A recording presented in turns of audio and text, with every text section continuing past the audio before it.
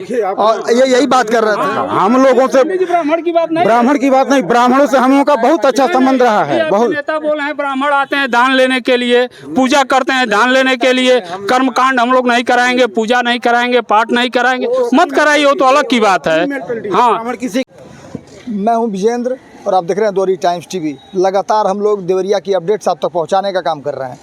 उसके बीच में अगर मैं आपको बता दूं कि जो इस समय स्थिति बनी हुई है अखिलेश यादव के आने के बाद, आज देवरिया में कहीं ना कहीं प्रशासन जगह जगह किलेबंदी करके और हर उस रास्ते पर अपने जवानों को खड़ा करके रास्ता को ब्लॉक कर दिया गया है।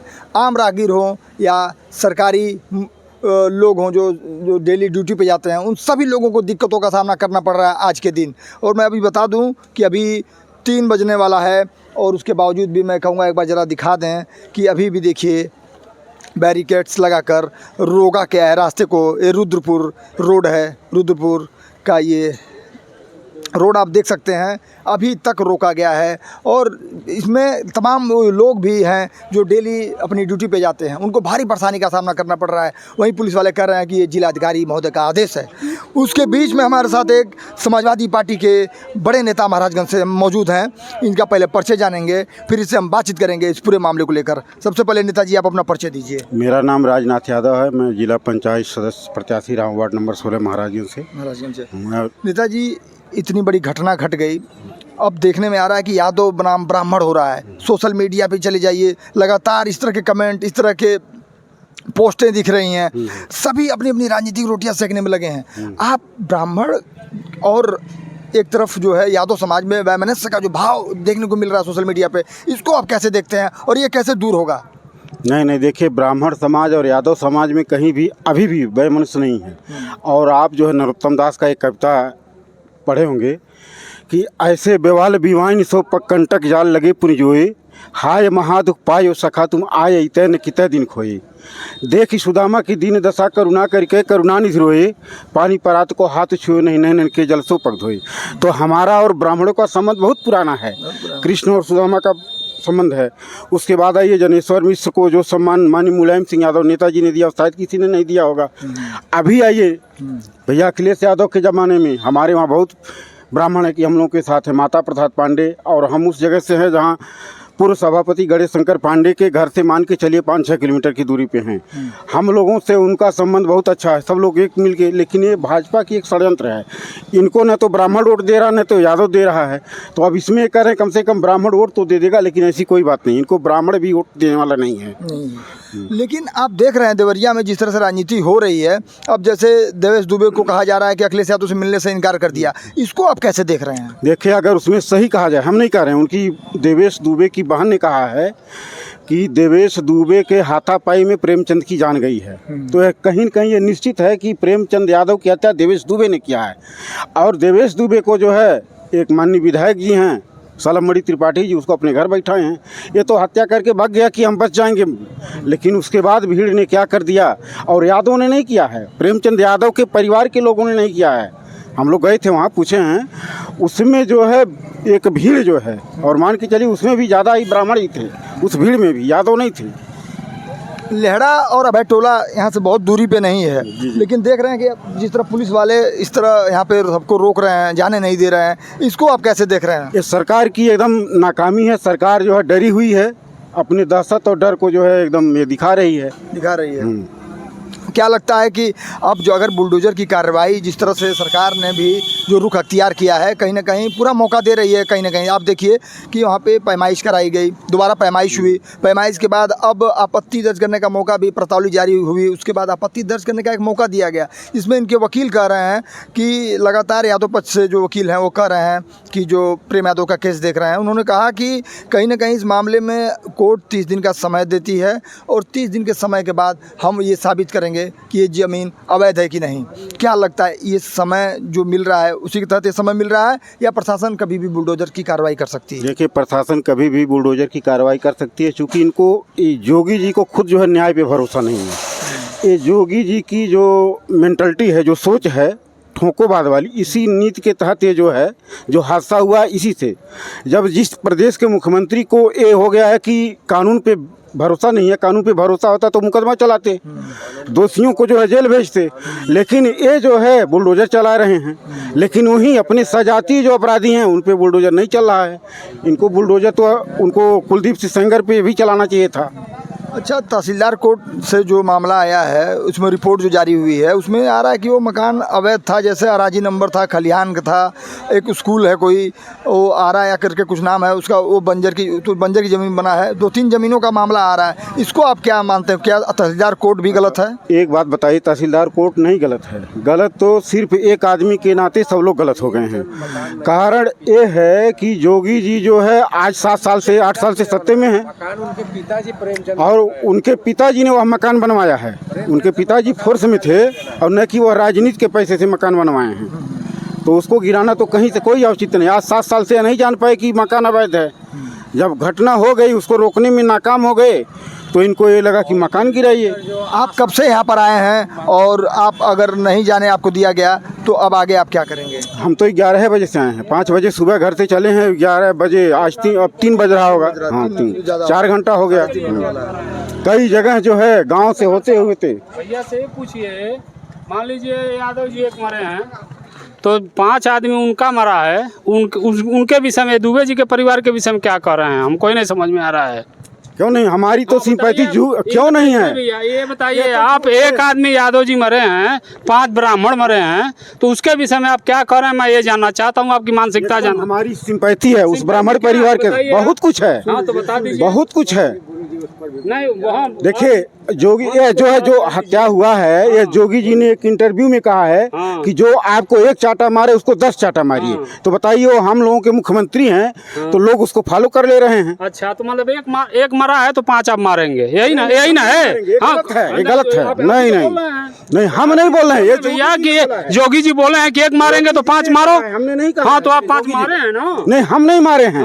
वो जोगी जी के इंटरव्यू से जो है क्रिया प्रतिक्रिया का नियम हुआ है। जो योगी जी का इंटरव्यू था जिस दिन वो कांड हुआ, आज बोले कल हो जा सकता है, परसों हो सकता है। हमको ये बताइए भैया कि एक यादव जी मरे हैं, 5 ब्राह्मण मरे हैं, उस पर आप क्या प्रतिक्रिया व्यक्त कर रहे हैं? नहीं मरना चाहिए। बुलडोजर की बात छोड़ दीजिए भैया, बुलडोजर मत चले, मैं भी कर रहा हूँ, लेकिन न्याय की बात मैं बोल रहा हूँ कि यादव जी का परिवार का 1 मरा है और ब्राह्मण का परिवार 5 मरा है, तो उस पे प्रति आप क्या कर रहे हैं? उनके प्रति भी हमारी सिंपैथी है एकदम। अखिलेश यादव जी बोले थे कि जो भी आएगा, जो भी सपा का, बताइए ना हमको। उसके लिए तो सलम मड़ी बता सकते हैं, क्या कहेंगे? ये तो गलत बात है। तो सलम मड़ी क्या बताएंगे?